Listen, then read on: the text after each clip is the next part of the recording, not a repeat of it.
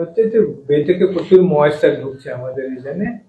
আর second হচ্ছে একটা অক্ষরেখা রয়েছে যার অবস্থান হচ্ছে Jharkhand, Chhattisgarh, Telangana.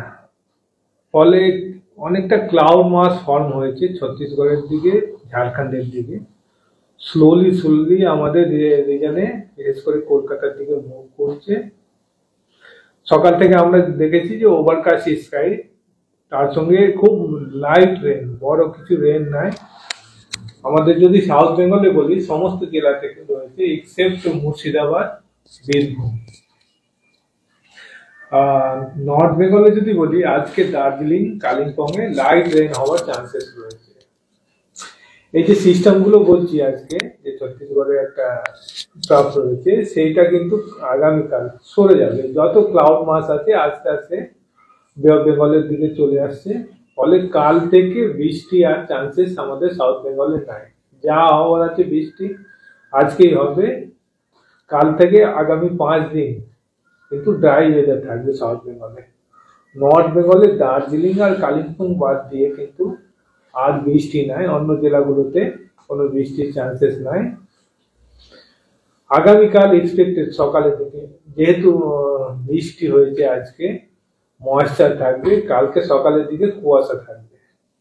Kolkata, north south 24 Pargana, east Medinipur, 2 Bardhaman, Birbhum, Murshidabad, বাঁকুড়ার দিকে ঘন কুয়াশা থাকবে।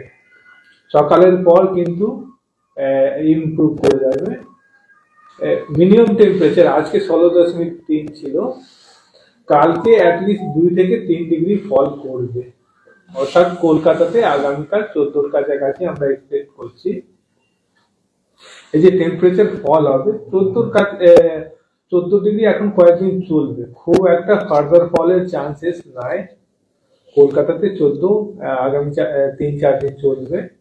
আর ম্যাক্সিমাম টেম্পারেচারটা কালকে 22 ডিগ্রি, পরের দিন থেকে কিন্তু 23 ডিগ্রি চলবে। বেসিক্যালি যদি বলা যায় যে এবার কিন্তু প্রেজেন্ট খুব জাঁকিয়ে শীত যেটা বলছে, সেটা হয়তো আজ অব্দি আমরা পেলাম, কাল থেকে কিন্তু ইমপ্রুভ করবে। প্লেজেন্ট উইন্টার যেটা আমরা বলি, সেটাই 26 জানুয়ারি গোটা রাজ্যে কিন্তু ফাইন ওয়েদার থাকবে। খুব সকালের দিকে মডারেট ফগ, পরের দিকে পরিষ্কার আকাশ। বৃষ্টির কোনো চান্সেস 26 জানুয়ারিতে নাই।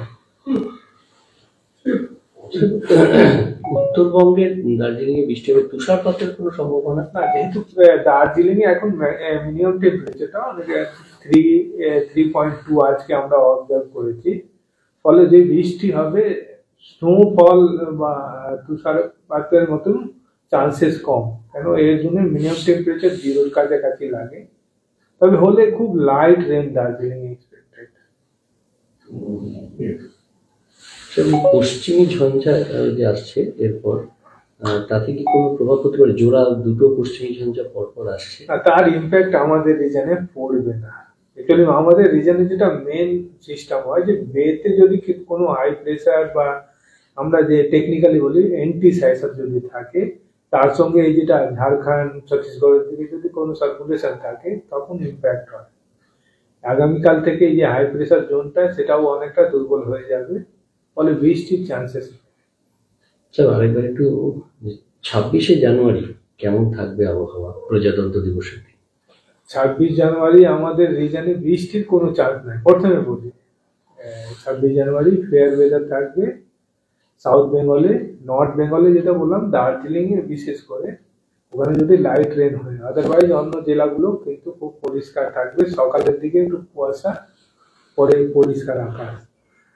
কলকাতা যদি বলি, ম্যাক্সিমাম টেম্পারেচার 23 ডিগ্রি কাছাকাছি আর মিনিমাম 14 ডিগ্রি কাছাকাছি।